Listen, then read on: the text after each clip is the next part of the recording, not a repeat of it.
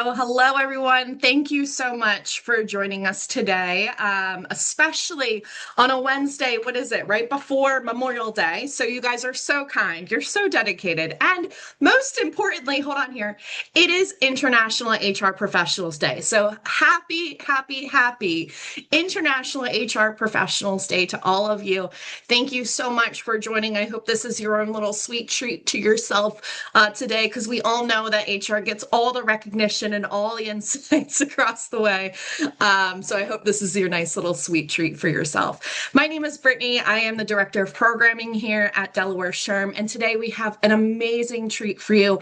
We have Corey, who's going to be speaking about managing up, all about how to manage your manager today. But before I turn it over to Corey, just want to cover a few housekeeping items. First things first, you will notice that, of course, your mics and cameras are off. You're welcome to turn your cameras on if you want. I will ask to leave your mics on mute just in case anything happens in the background or anything. But of course, I'm sure there'll be some times for questions at the end for Corey. You're more than welcome to unmute yourselves and ask questions then. Here at Delaware SHRM, along with all of our monthly programs, we are here to really ensure that we give you the most up-to-date HR information that is tactile and practical for your HR work. So this is part of that. So Corey's amazing topic. Corey was a nominee for the HR Person of the Year for the Delaware Valley. Those awards happened just last month. And ultimately, he is here to really share his wisdom on how HR professionals can manage up themselves, or at least coach other people on how to manage up to. And I guarantee you, every single one of us here has come across that. I know I have in more ways than one. So we'll be covering a lot of that information here.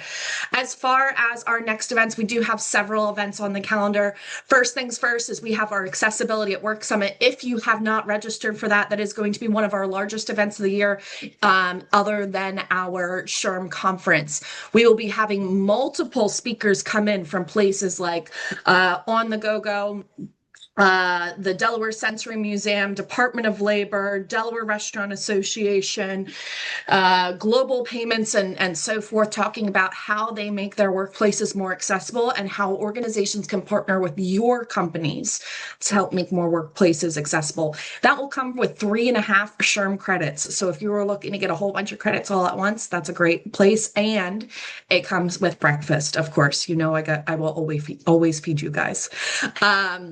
So then we also have, coming up in July, we have our Global Mobility. Our very own Iris Landry will be here presenting on global mobility and what it looks like to help people move through those international terms, those visas, those H-1Bs, the OPTs, all this type of stuff, right? So she'll be there to really support and give some insights there.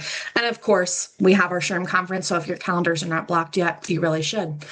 As a reminder, we do have a job board on our website. In addition to the job board, we also have a place where HR professionals who are in transition themselves post their resumes. So if you are hiring, this is the place to go.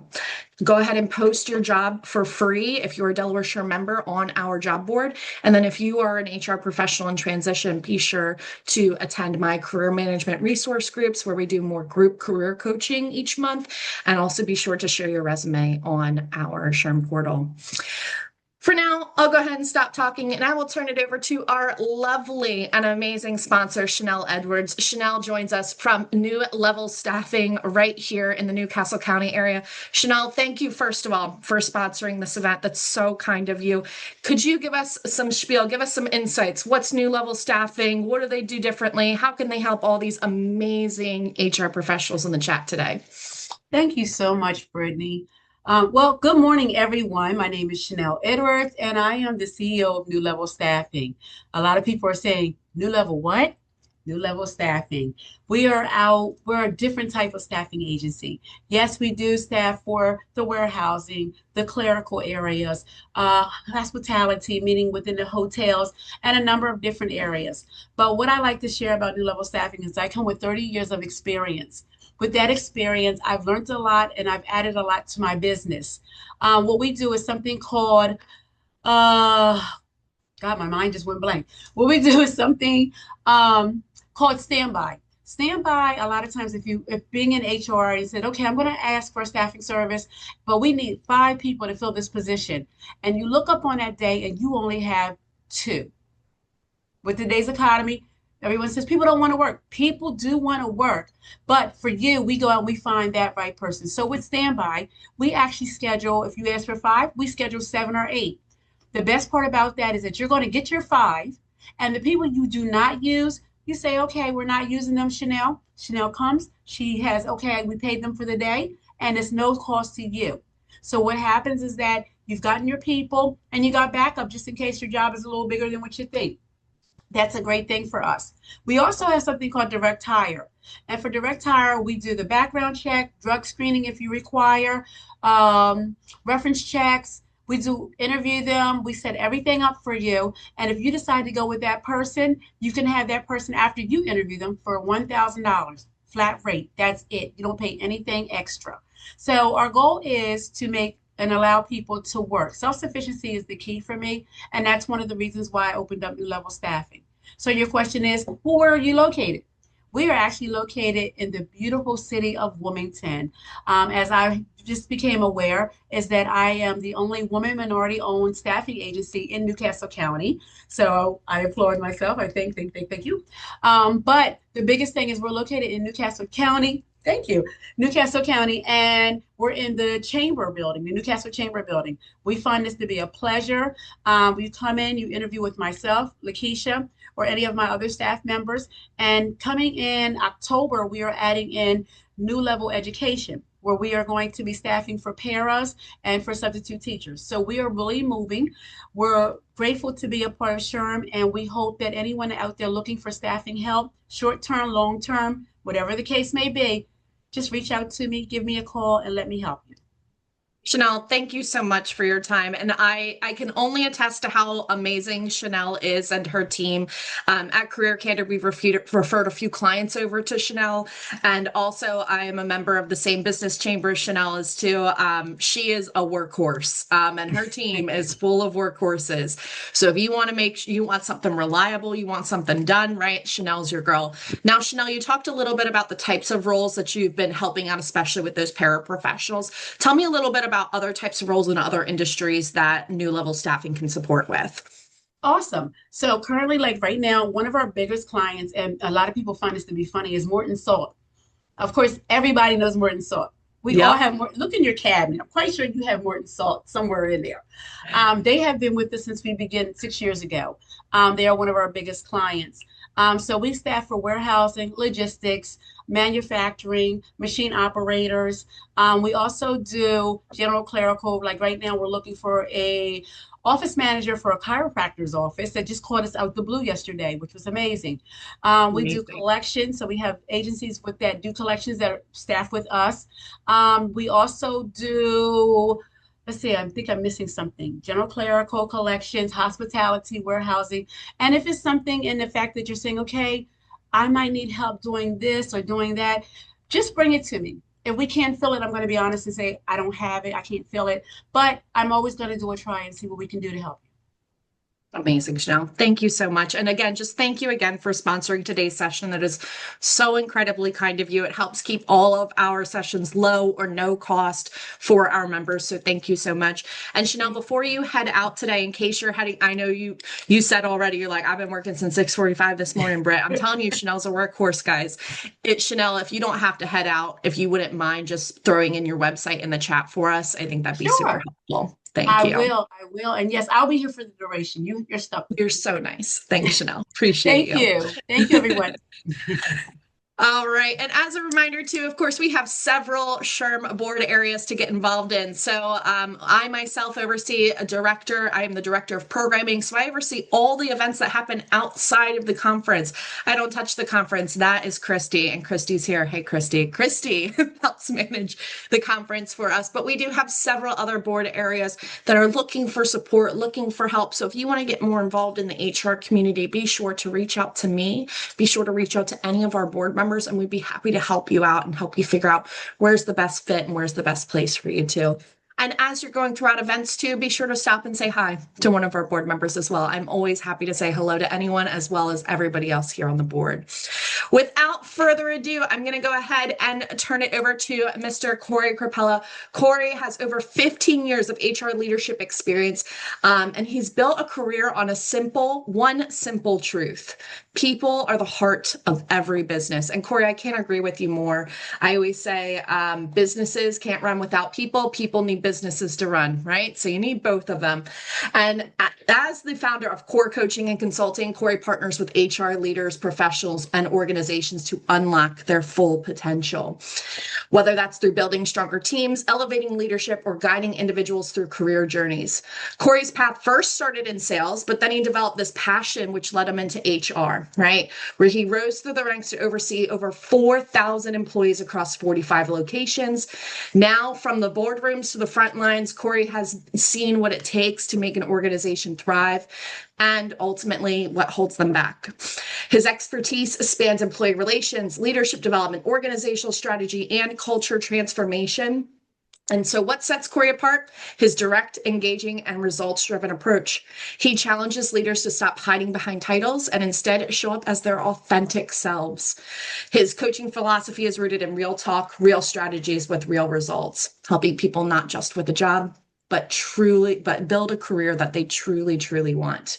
He holds a bachelor's in business management and a master's in HR, and he's a certified SHRM professional. So whether coaching, consulting, or speaking, Corey's your guide. So Corey, thank you so much for joining us today. Thanks for stealing the screen from me. You're the best. I really appreciate you. I just want to confirm with someone in the chat, if you wouldn't mind, could you let me know, can you see Corey's screen? You should see managing your manager, navigating leadership challenges. Type in the chat, yes. Thank you, Sonia. You're the best. So reliable. I appreciate you. All right, Corey, we'll go ahead and turn it over to you. Thank you again for your time today. And for those of you looking for SHRM credits or HCI credits, HRCI credits, I'll be sure to post that logo for you in the chat again. Awesome. Perfect. Brittany, thank you so much for the introduction, the energy. Tough act to follow between you and Chanel there. Hoping to do both of you proud today. So thank you for the opportunity to be here today. And I want to jump right in. First of all, Corey Crapella, nice to meet you all. Appreciate you taking the time out of your day. Let's call it what it is. Terrible last name. Let's just call out the root word. We all see it. It's hard not to. You're kidding yourself if you didn't acknowledge it. But makes it very easy to find me in my email, or if you just go on LinkedIn and type in crap, I'm the first person that usually will come up beside my poor sister. So just wanted to get that obvious thing out of the way for you all. And why are we here today? Well, I firmly believe that people do not leave jobs. They usually leave managers. I say that from experience. I have had a perfect job. It was by all sense of the words. Everything was great. The coworkers, the environment. I loved the work I did, but I have an awful manager, and they had me running for the door. Conversely, I've had a terrible job that I wanted to run for the door, but I had a great manager who kept me engaged and kept me around a little bit longer by either investing in me or whatever it may be.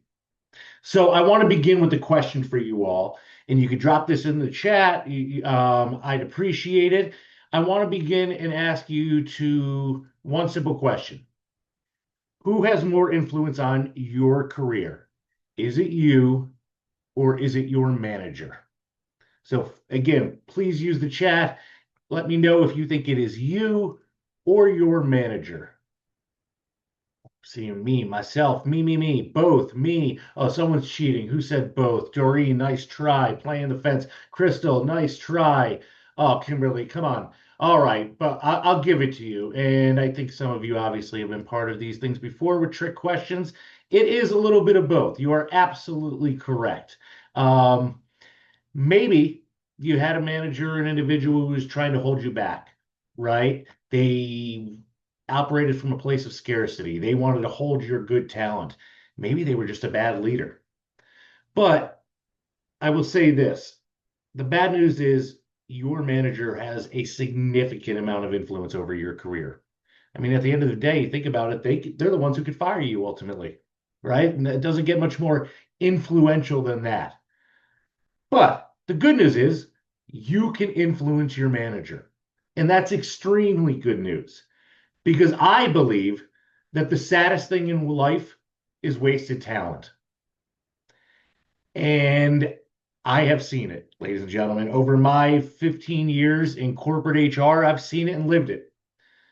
Uh, Brilliant, hardworking people stuck in jobs with poor or no support.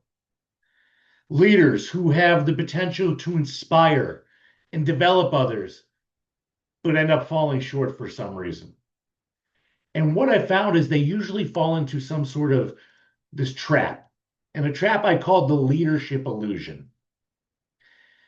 And they don't realize that leadership is not about, barking orders, controlling, dictating, or micromanaging. It's much more about the impact they drive, coaching and supporting others, actively listening and empowering people.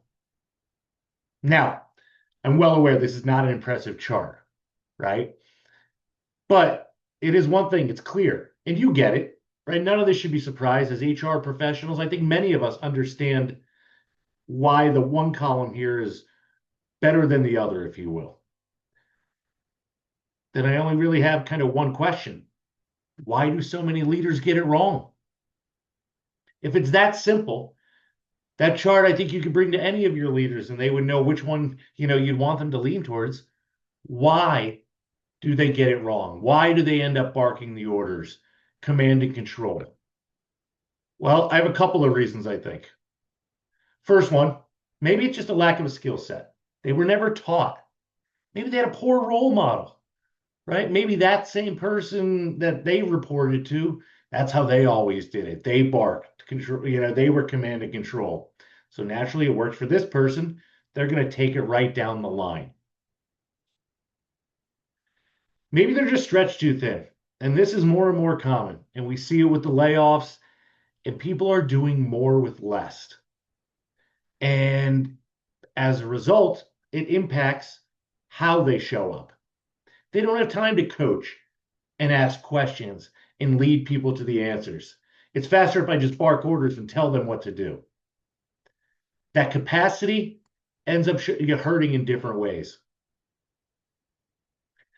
It also leads to just an extreme amount of pressure, right? And pressure we already have with our normal metrics, KPIs, deadlines. But now you compound that with somebody who's doing more with less, and that pressure gets, a little bit too much to bear, especially going back to if they had a lack of a role model. So again, if you're thinking it may just be one of these things, it could be multiple. And then finally, it's just that old school way of thinking, right? I say jump, you say how high, or even more old school. I say jump and you just dump. You don't even ask how high, right? So they tell instead of ask. They manage instead of lead. And the result, the impact of that poor leadership for whatever one or combination of these reasons is that people disengage. Talent gets wasted. Everybody loses. Now the team's disengaged, performance is, down, turnover is usually higher, and you as HR professionals are all the ones left holding the bag, right? Saying, hey, we gotta drive engagement. We gotta fix this turnover issue. And really, if we drive it back to a root cause, it's stemming from some of this. Our leaders not leading people, they're managing. Two different things. So, a couple of topics that I want to focus on, and this fuels me. Again, I hate seeing potential and talent go to waste. So my goal today is hopefully to help you better understand what managing up is. Hopefully you realize now why it's important and then how to do it. We're going to talk about some specific situations, specific types of managers, and strategies for engaging them. We'll talk about how to build influence and credibility, two key skills that are really important if you're going to be managing up effectively. And the whole goal is that you're positioning yourself for career growth by design, not by default. Regardless of the challenges that are being presented by your supervisor, your manager, I want you taking ownership of your professional development. So let's dive in. First, managing up. Let's understand the importance of it. What is it? Well, it's collaborating effectively with your manager to align on goals and expectations, leading to mutual success. I can't stress that last part, the mutual success. It's got to be a win-win, right? We don't want your manager overworking you or their people and trying to, get more out of them than we're paying them for. And we don't want our people, stealing money from us and not giving an ROI on what we're paying them for. So it has to be a mutual success. So why is it important? Well, it's a vital skill and it can significantly impact your career. The trajectory you have into, like I said, leading to a career by either what I call by design, where you influence it and you kind of charter your path, or by default, where you're letting others kind of dictate that for you. So why do people not do it? What prohibits it? Well, the two biggest things are just fear and lack of trust, right? I'm afraid of kind of advocating for myself. I'm afraid to push back.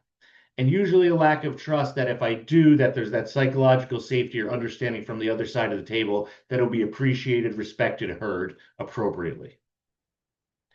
So one of the biggest things we have to talk about here is just recognizing that your managers have limitations, right? And whether it's your direct manager, whether it's you or I, no matter how great of leaders we all have our limitations. And I draw the analogy going back to being a parent. I'm a parent. I have 14 and 11-year-old daughters. And I remember when I was younger, I looked up to my parents like many, and I thought they just got everything. They know it all. They have it all figured out, right? There must be like a playbook. They know what they're doing. And here we are.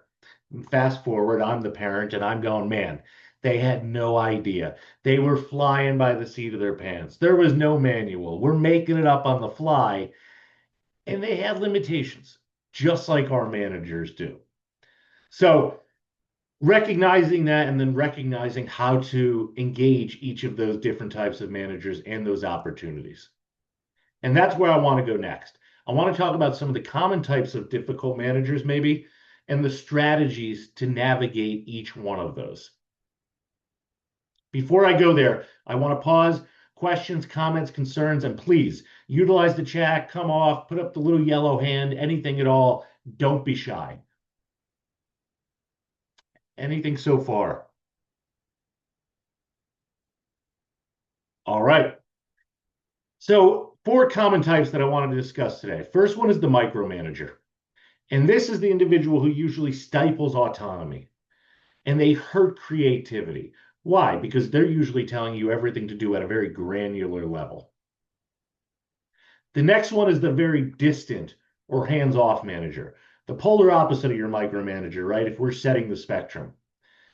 This individual usually has you feeling a level of unsupported, right? I never know where they are. I don't feel like they check in enough. Maybe it feels awkward for me to have to go to them.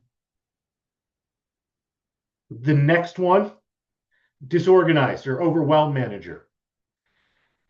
Some of you may have had this one before. This one's extra tough for me. I'm very organized, right? And I plan. When you have this, they're very inconsistent. They're very unclear. They're very ambiguous. Sometimes it can feel like everything has an extreme sense of urgency behind it. This can be a very frustrating, like I said, especially for someone on my side of the spectrum as type A, who really likes structure and organization and key understandings before moving forward.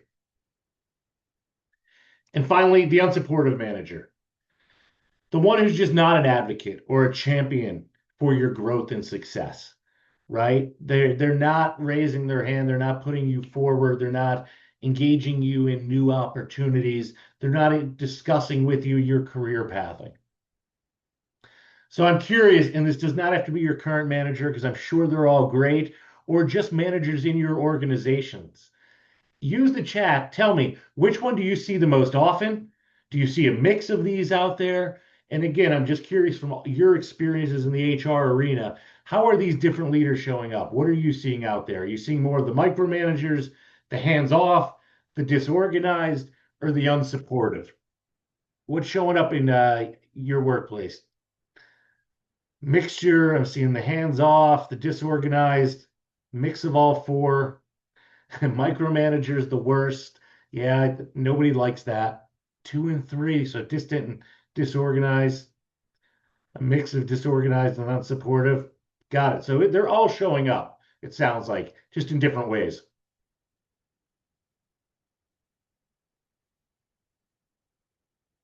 All right. So let's discuss now, I guess, how do we navigate?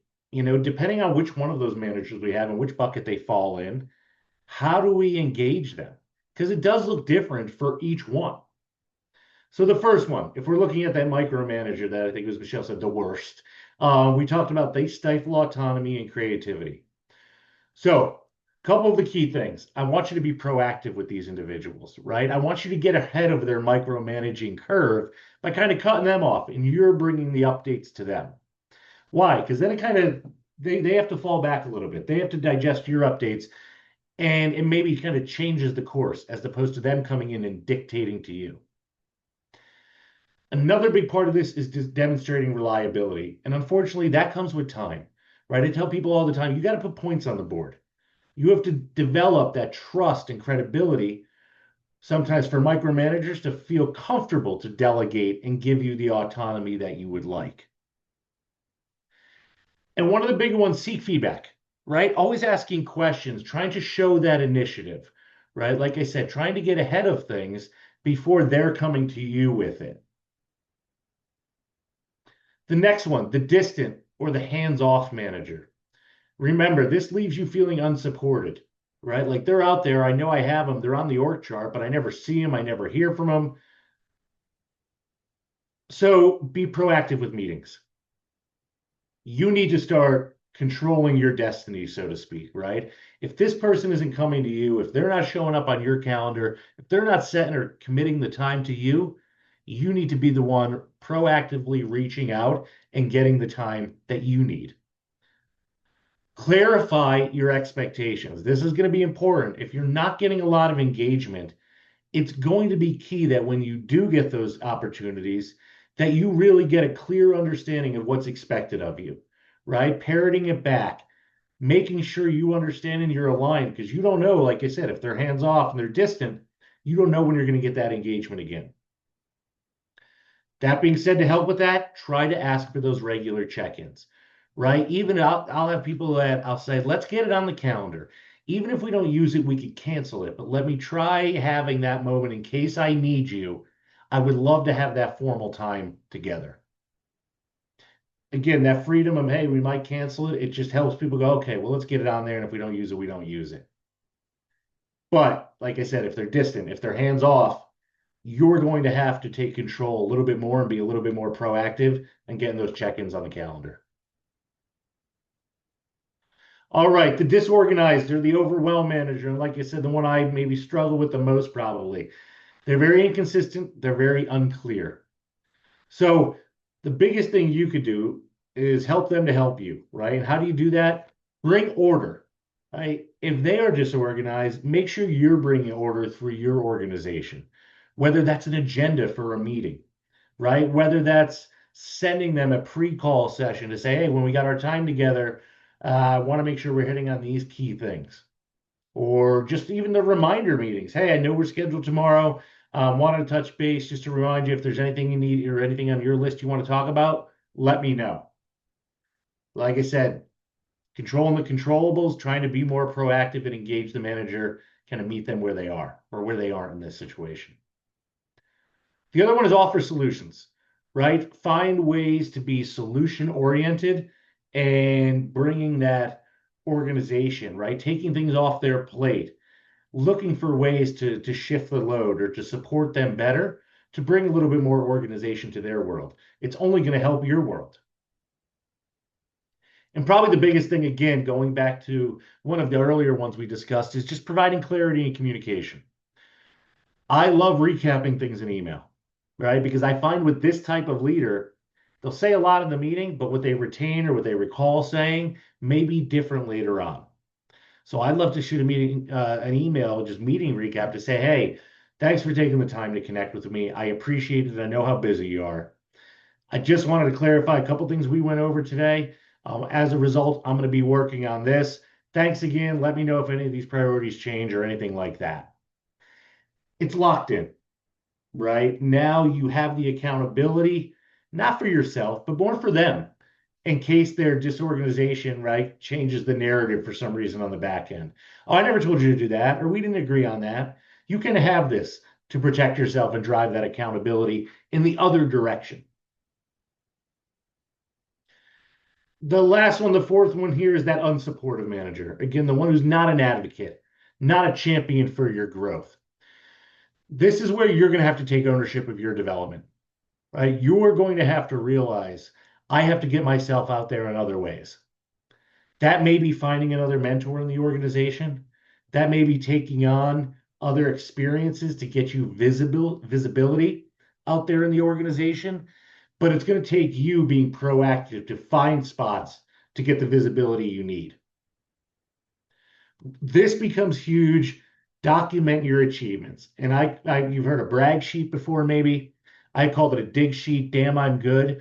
But ladies and gentlemen, if you are not actively writing down and logging somewhere the work you're doing, and I don't just mean the tactical and the technical side of things, but the strategic impact it's having as well on the organization, it's a disservice to yourself. You cannot rely on others, especially those who fall in this category of manager, to remember and be prepared to share everything you've done well over time. You need to proactively be bringing that stuff to the table. And I don't even think you're waiting to your year-end review period, right? This is where I think quarterly check-ins are tremendous.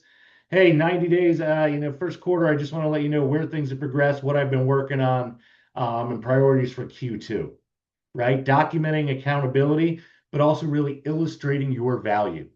And that's where self-advocacy comes into place, and we're going to be talking a little bit more about that. And share that progress regularly. Like I said, don't wait for that end-of-year review time. Making sure you're pushing that stuff out there. And it's a little uncomfortable to be a little braggadocious and be sending email updates about ourselves. But like I said, if you want that visibility and you have a manager who's a little checked out, you're going to need to really drive that. All right. Before I kind of get into our next topic here of building influence and credibility, I want to just pulse check questions, comments, concerns, anything on the content I've shared thus far. Any feedback, any tips or tricks that you all have used to deal with those different types of managers out there at all? And in the meantime, I'm going to grab a quick drink.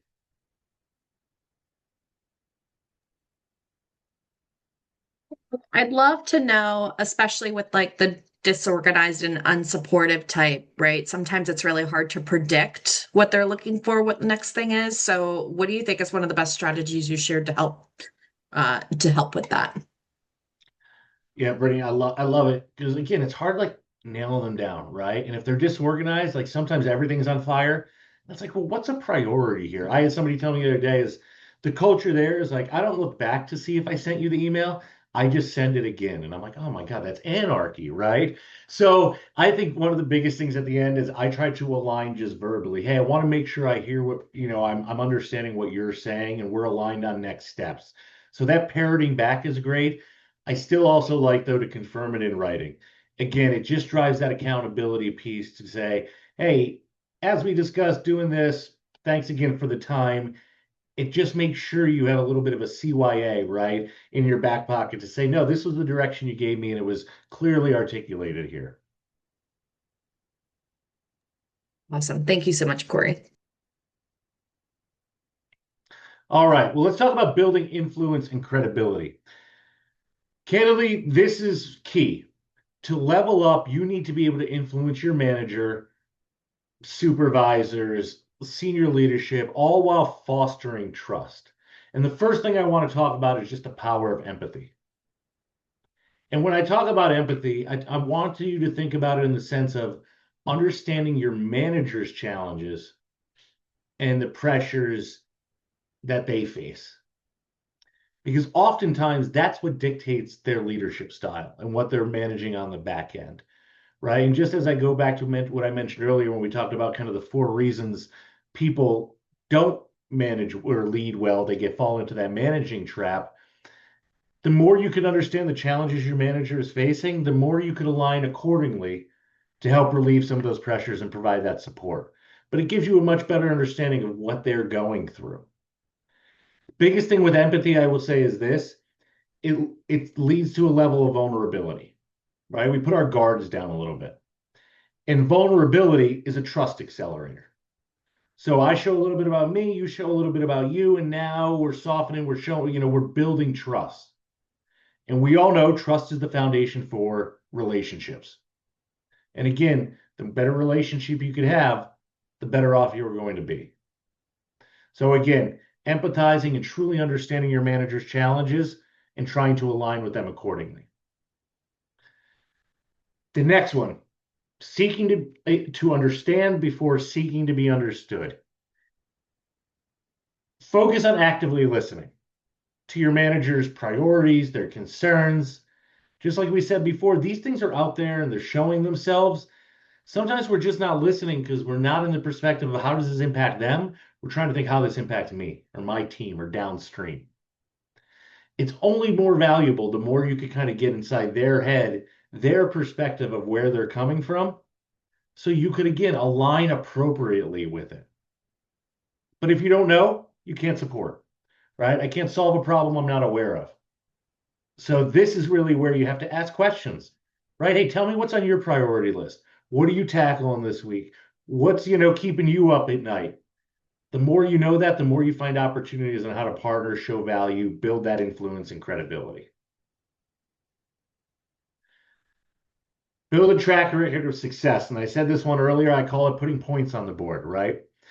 Delivering results without needing constant oversight, not just when they ask you to do something. Take initiative, going above and beyond, identifying gaps, right, and filling them. But delivering those results, not when they just come and expect it of you, but in those off times.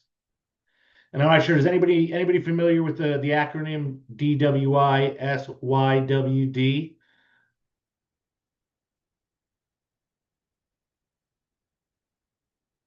Oh, no, interesting. All right. Yep, there, Anne-Marie. Do what you say you will do. There it is. Thank you, Anne-Marie. And that's exactly it, right? And it can be the littlest things, right? It doesn't have to be, I'll pick you up at the airport on Tuesday and I forgot to pick you up, right? You'll never trust that person again to call them for a ride. But it's just, hey, if I'm going to I'll send you that email Friday. Send the email Friday. There's nothing worse than if you tell me you're going to send me the email Friday, you don't, and I follow up with you. That's what hurts your credibility. That's what erodes trust. So again, reliability equals trust, follow through on your commitments. The last one, open and honest communication. I find most issues, candidly, come back to communication. And the more clear, open, honest you are, it avoids misunderstandings. I'm big on over communicating. And again, in a way that's clear and concise. I don't need a book. I don't need, it's one of those things where like, hey, this meeting could have been an email. That email could have been a text, right? That text could have been a call or whatever. What's the information I need to know? But openly, honestly, if my bandwidth is being stretched, share that. Hey, I'm happy to work on this priority. I have these other 3 on my plate. Which one of these do you think needs to kind of move to the back burner? Being open about that. That's fair. That's what keeps us from burning out or, hurting or, the credibility with leaders because we're saying they don't get it. They don't understand how much I have on my plate. And my first question is asked, did you share that? Right? Did you manage up and tell them that? Well, no, that's scary to do. Exactly. But again, a closed mouth doesn't get fed. They can't help you if they don't know.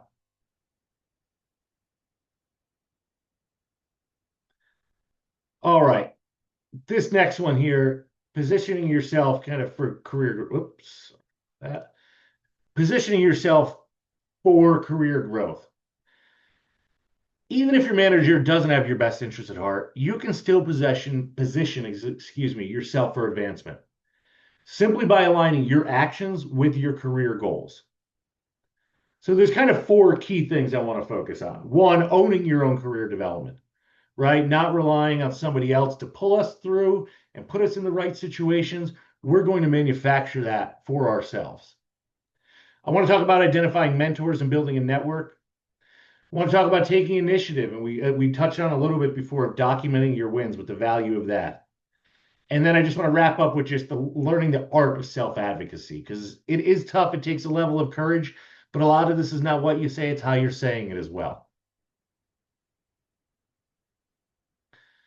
So when I talk about owning your own career development, I think it's important that you set career goals, and they have to be clear.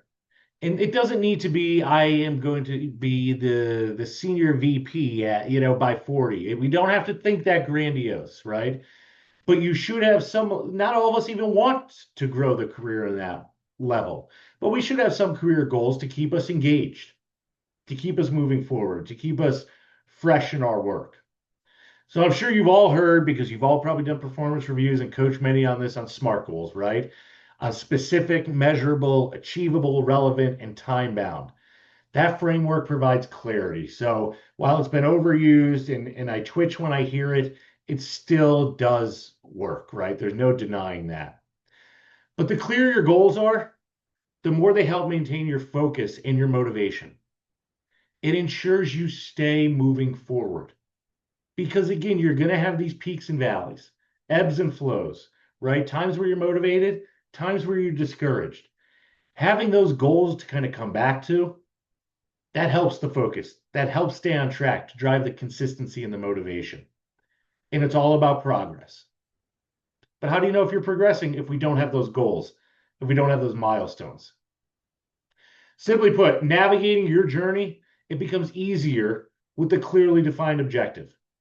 And it allows you to make informed decisions, right? If I get in a car to drive to my destination, I don't just hop in that car and hope I get there. I have a plan to get there. And I know if I get rerouted, maybe I get off plan, but my goals are my North Star. That's my GPS to help me get back on track to where I want to be. But you need to be proactive.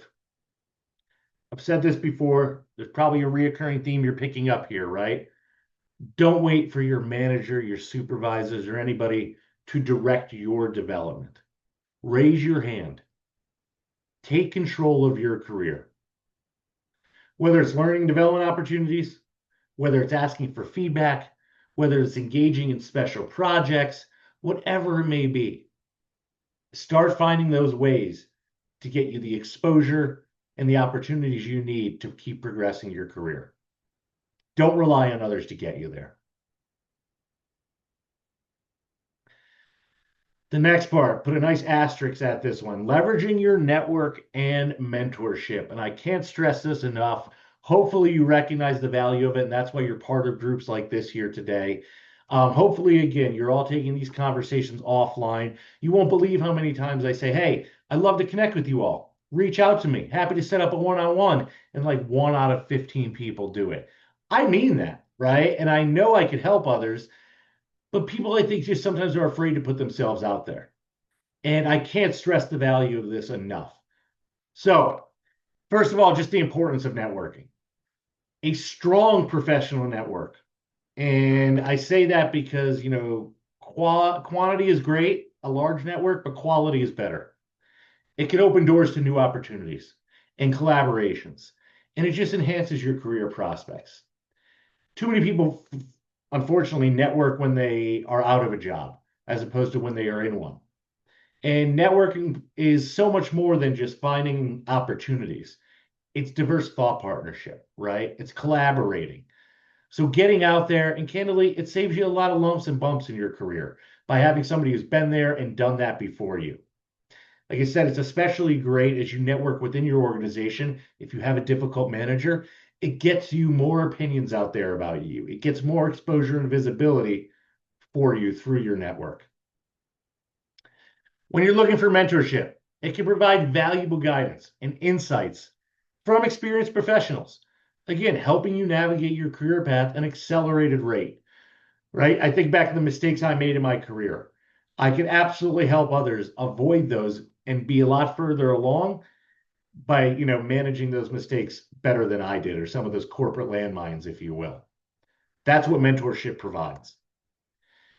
And then the professional relationships, connecting with colleagues, other people in the industry that aren't in your immediate company. It fosters relationships. And I can't stress the value of being a relationship-driven individual. It can be beneficial not only for your career advancement, but just personal growth. Having that support, having that network, having those other thought partners out there that you could go to, that you could share things with, that you could get advice from, it becomes invaluable. Sometimes you can't go certain places in your organization. Broadening and having that network to bounce things off of goes a long way. Sometimes you don't realize it until you need it.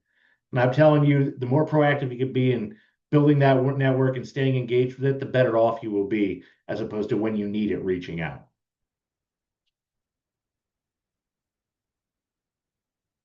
All right, talked a little bit about these topics. So taking initiative. This really, the whole thing about this is showcasing your skills. Not waiting for the opportunity for them to be showcased, but you going out there and really putting them on display.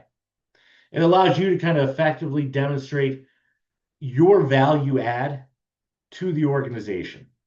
And that's all the goal here, ladies and gentlemen. Your proactive approach, it boosts your credibility. It makes you a trusted resource in your organization. But you can't rely on others, like I said, seeing that and sharing that for you. You need to document your wins. The damn I'm good, the brag sheet, metrics, data. And don't wait till the end of the year. Don't even wait for the end of the quarter. I encourage people to do this on a weekly basis. Schedule a half hour on a Friday and just log stuff in an Excel spreadsheet. At the end of the month reviewing, you can pull out what you think maybe doesn't belong or wasn't as valuable. But the value of having that stuff to rely on, to be able to go back and show, evidence-based support of the value you add goes a long way. And you're speaking leaders' language, right? You're speaking it in the form of the business, the ROI that they get from having you on the team. I can't stress this enough, though. I know it's not in our nature, many of us, to be braggadocious, right? We're more humble, and we just would like to think if we do good work, the good work will speak for itself. I'm here to tell you, ladies and gentlemen, that is not how it works, right? The hardest working person is not the one always benefiting the most. In fact, very rarely. It's the one who's really showcasing and making sure others have visibility into the work they're doing. And that's what this does for you. Sorry, just checking, seeing the chat. Yes, a couple of things. Yes, please drop your LinkedIn's in the chat. I agree. Great way, easy way to connect. And I encourage people taking these conversations offline, right? Meeting in person, like getting it off the screen. And yes, I am happy to share these slides as well. So I appreciate the question there. All right. So one of the last topics I want to end on here, but probably, nope, the most important one, the art of self-advocacy. Not easy. Not easy. There is absolutely an art of advocating for yourself and managing between cocky, right, which is over the line, and versus competent, right? And those are two drastically different things. I don't want you showing up as arrogant as cocky. I want you showing up as someone who's competent, knows their value, and advocates for it. Again, they show up two different ways. One of those will get you what you want. The other will turn the other individual off. So what is self-advocacy? Well, this is the intentional and skillful practice of articulating your contributions, right? Your value, communicating your goals, and advocating for opportunities, recognition, and resources that support your growth, all while maintaining a level of self-awareness, professionalism, and a collaborative mindset. And remember, that was one of the first things I brought up was collaborative, right? It's got to be a win-win for both sides. You can't go in demanding I need to be in this next role. Okay, well, what's the win for the organization, right? Are you just going to create a gap for them by moving you forward? Have you thought about that? That's going to be a problem for your boss. Hey, I think so-and-so is very ready to step up. Oh, that changes the conversation a little bit. So there's some key elements of self-advocacy. First is intentionality. You need to align your advocacy with your long-term goals and the needs of the organization as well. It can't just be short-sighted if this is great for me. Yes, but then you need to tie it back into how does this impact the team and the organization, and where's the win for them, right? Win-win situations. If it's only a win for you and it's a lose for them, it's going to be a harder battle for you to advocate for, to influence. Self-awareness. Know your strengths, know your opportunities or your areas of growth, and know what you bring to the table. I think sometimes people are really good at like, oh, I bring this to the table. And they forget, well, like maybe what are some gaps that maybe we could shore up before we go in there demanding the next opportunity or to move you forward. So being very, objective is you're looking at yourself and saying, hey, I do this well, but you know what? I could do this better. What can I do in this arena to improve this? How may that impact this conversation if I'm asking for this? How could the organization support me to develop that area? Also, just self-awareness in your communication style. I'm well aware I am a type A, high energy, direct communicator. That can be perceived sometimes as just over the top, overbearing, barreling through. If I'm going in to negotiate or get an add to headcount on my team, that may be approached or have a very bad feel for the party on the other side there. So being self-aware of how you're approaching situations.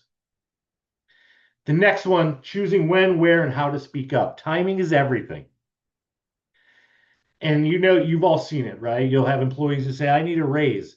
Well, performance review is next month, right? Like that's probably would have been the time if you waited 30 days to bring it up appropriately then, right? Or just how they're saying what they're saying, the words they're using, right?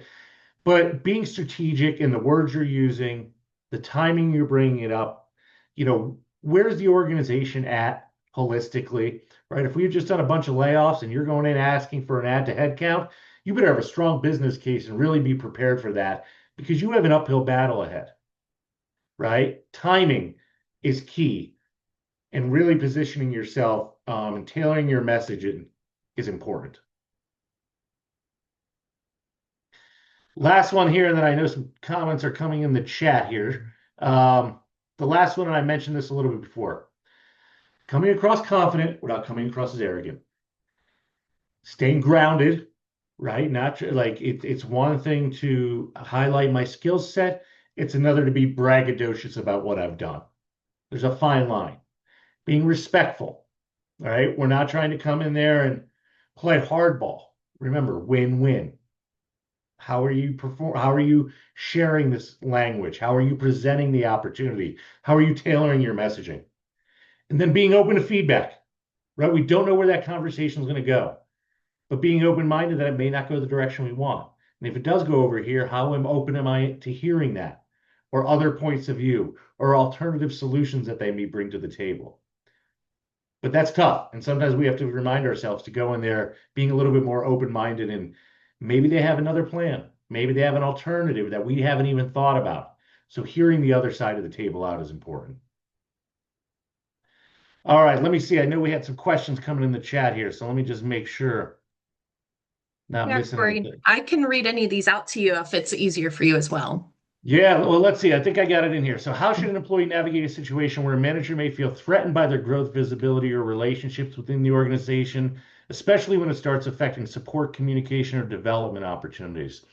Ooh, tread lightly, I guess is the way I would put it, right? I think there's a book called The 48 Laws of Power, and one of the first one is like, don't outshine the master. And that's exactly, I think, what this is illustrating. Sometimes managers, right, those ones that want to hold you back, or hoard talent, maybe, they feel threatened.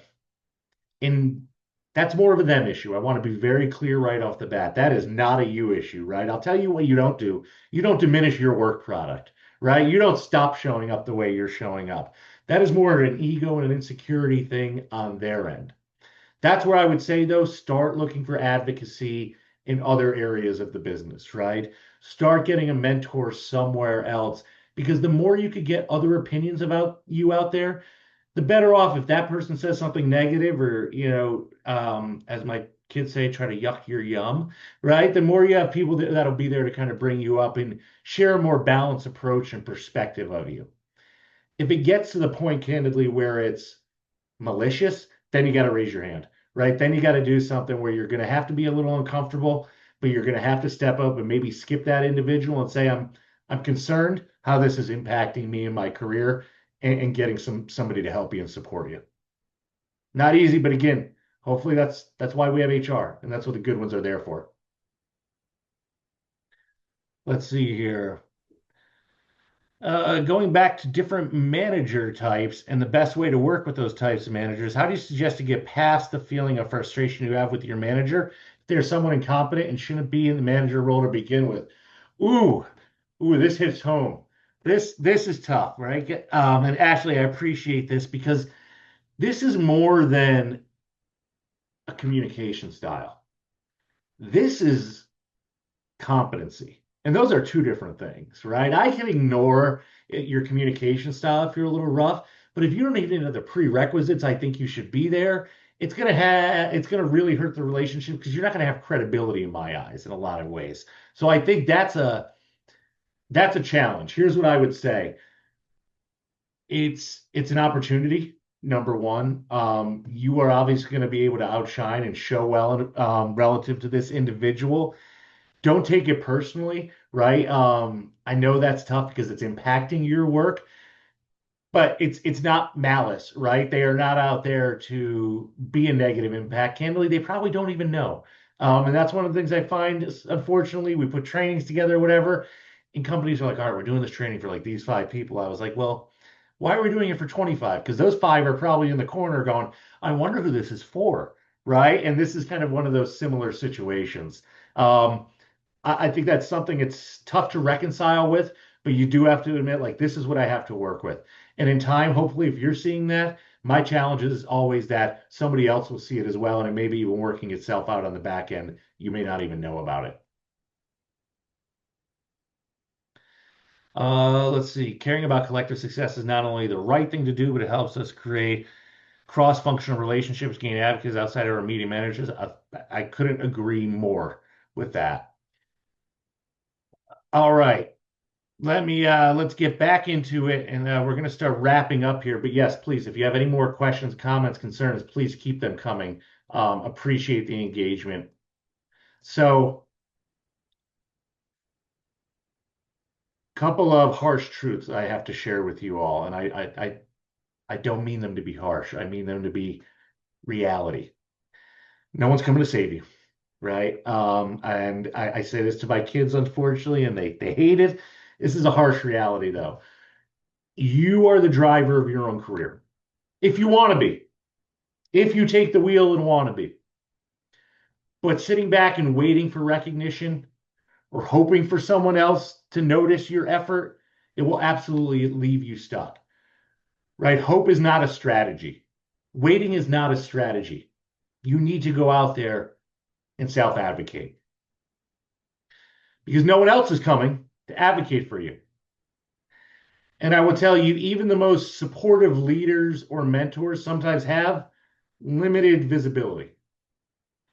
It's really on you, right? Like when we talk about span of control or they're doing more with less or whatever it is, it's on you to ensure that your value and the vision for your career are clearly articulated, are known, and are seen and heard.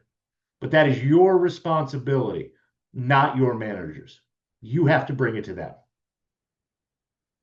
And you heard me say it earlier in the presentation, and it's one of my favorite sayings, quite frankly, is a closed mouth does not get fed. If you're not speaking up, about your goals, if you're not speaking up about your desires, if you're not speaking about the impact you're making, opportunities are going to pass you by. And then it's too late to say, but let me tell you about this, right? That's why being so proactive is so important.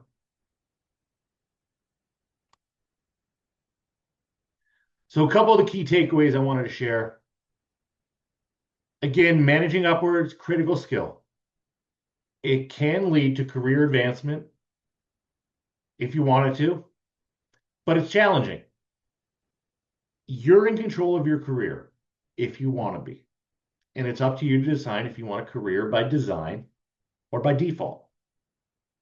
How you deal with your limited leaders is going to really impact a lot of that. Your ability to identify kind of what category they fall in and ways to proactively manage them is crucial to your success. Your ability to build influence and credibility through empathy, right? Getting to better understand your boss's situation and communication are going to be huge. Again, they take time though.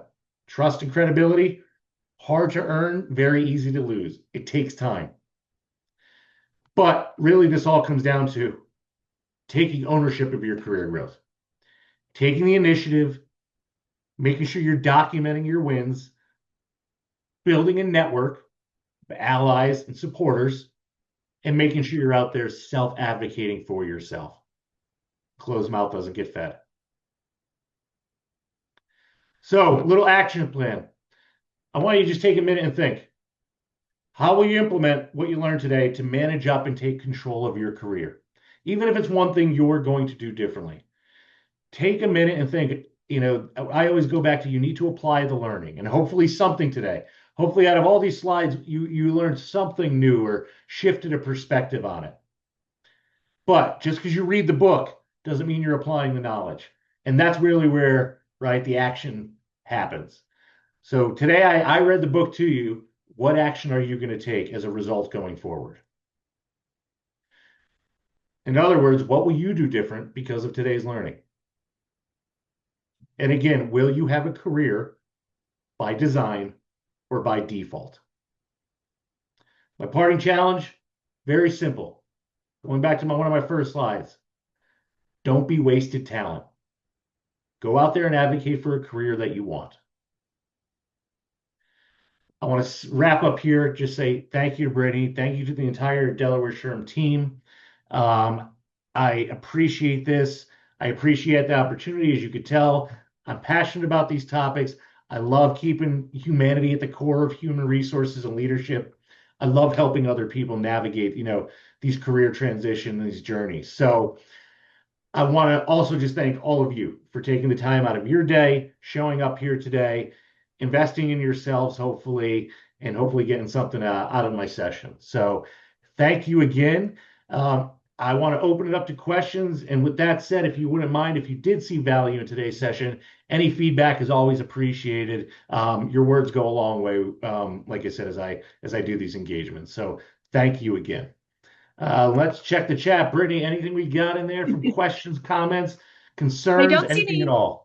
Yeah, I don't see any questions right now. And if anybody wants to submit an anonymous question, right, and you don't want to submit it to the chat, you can directly message me only. And while it's not perfectly anonymous, I will keep your anonymity. And I have a terrible memory, so I won't even remember that you asked the question anyway in the future. So be sure to just message me separately if you wanted an anonymous question. Now, we do have a lot of comments in the chat, especially about those like hard truths that you were saying, right? A closed mouth does not get fed, right? No, I'm just got a book for my birthday, and it reminds me of your dialogue here. It's called "Nobody Cares About Your Career." And it's really focused on like you own it, right? Like you need to be the person that maintains it and cares for it. But I really love the title. Corey, as we are, I know Ashley had asked a question. Can you speak on asking for raises and the best tactic for doing this? Actually, I have a whole other topic and webinar I could do on this. One of my favorite things is helping people suck more money out of corporate America, candidly. So I would encourage you, yes, I'm happy to share some tips and tricks in that. If you want to reach out, and back to Brittany's point there, if anybody didn't want to feel comfortable asking or sharing something here in the chat, feel free to reach out to me directly. Again, if you type in crap in LinkedIn, you're going to find me pretty easily. But yes, a lot of that actually comes back down to self-advocacy, doing your homework, going in there with a business case, It's not what you say, it's how you're saying it. So a lot of this does translate over to that. Would happy to be to talk one-on-one and share some of that with you. Thanks for the great question, Ashley. And I can only imagine, of course, with our own clients, Corey, it's always it's very case dependent, right? Like how you go about it, really. So there's a lot of subjectivity that goes into approaching those conversations. If you don't have any questions, by all means, please scan the QR code here on the page so Corey gets good feedback or, some feedback about his presentations. If you don't have good feedback, you don't have to scan the QR code, right? Corey doesn't need. Just kidding, Yeah, of ignorance course. is bliss, right? That'd be perfect. Just kidding, of course. Yeah, please scan the QR code if you don't have any questions. If you do have questions, we still have a couple minutes in the chat. Corey, I'm going to throw one question over to you right now. Of course, you gave tons and tons of material on like, okay, if this happens, do this. If this happens, do that. I was just talking about this with a client last week. We tend to not follow our own advice, right? Sometimes we're like, yeah, but I'm special, right? So like this is different to me. So tell me, what was maybe your biggest like pushback question that you get about managing up that you think you can help someone navigate around? I think it's the fear part of people go, but what if it hurts more than it helps? Right. And Mm-hmm. it's the risk of, okay, well, how long are you prepared to sit here in this situation with the current pain you're doing without taking some sort of intervention to try changing it? If it does go worse, then right? You got to make a change. And it gets you out of this kind of purgatory seat either way, moving one way or the other. But I think that's usually the biggest thing is just psychological safety from a manager standpoint, right? Creating that so people have the comfortability to share some of this stuff. And again, just knowing like it may not go the way I want in the sense of they recognize it and they make changes, but that's going to give you a whole answer in and of itself in another way. So that's usually, Mm-hmm. I think, one of the hardest things is people who want to ask the question, but they only want the answer to go one way. It may Yep. go the other, but that's still ultimately giving you an answer in a direction, unfortunately, One of my favorite sayings is if you don't ask, the answer's always no. every And time. I think it's so applicable, like even in situations like this, like if you don't approach those difficult conversations, nothing's going to change anyway. Right. So you Nope. might as well throw your hat in the ring and see what happens. Right now, you can only control what you can control. Right. So control yourself and manage yourself as much as possible. But as Frank is beautifully put, the answer might actually just be yes. Right. But guys, we're most of us are jaded, cynical Northeasterners. We don't think with that optimism, right? Like, I'm a Philly guy. If you smile at me walking down the street, I think you must have pickpocketed me or something's going Yep. on. Like, Yep. I don't know. This isn't down south where everybody says bye when I walk out of the restaurant. I'm like, oh, this is weird. We don't think that way. We're used to thinking the no or worst case scenario, and you never know, right? But I know it's Mhm. always to your point. It will always be a no if you never even pose the question. But I go back to that doesn't mean you get to go in there and ask for anything. It's still about being realistic, building a business case, having a framework around it. That's the other side. I got people that'll come in and just be like, I have no problem advocating for myself. I said, yes, but doing it realistically is really where your problem is a little bit more. Yep. Yeah. Well, thank you so much, Corey, for your time today. And I just want to say, I want to reiterate as well, too, thank you to everyone here for attending because I recognize it is a few days before a holiday weekend, right? The weather is Yep. hot. If you don't have AC in your house like I do and you're sitting or you don't have nice AC in your office and it's not turning on right, you really struggled through this. And I just want to say thank you for being so invested in not only yourself, but the people that you support. And especially on all days, International HR Day. For you to be so invested in other people, this just goes to show exactly, right, why we do what we do. So thank you, every single person here. I hope you all have a wonderful International HR Day. I hope you have a nice little drink, a nice little Coke, a nice little Pepsi, whatever it is to celebrate the day. And thank you again, Corey, for the amazing content. Other than that, you guys are free to head on out. Be sure to check out some of our other sessions that we have coming up on the Delaware SHRM calendar at deshrm.org. And we look forward to seeing you soon. Take care, everyone. Thanks again.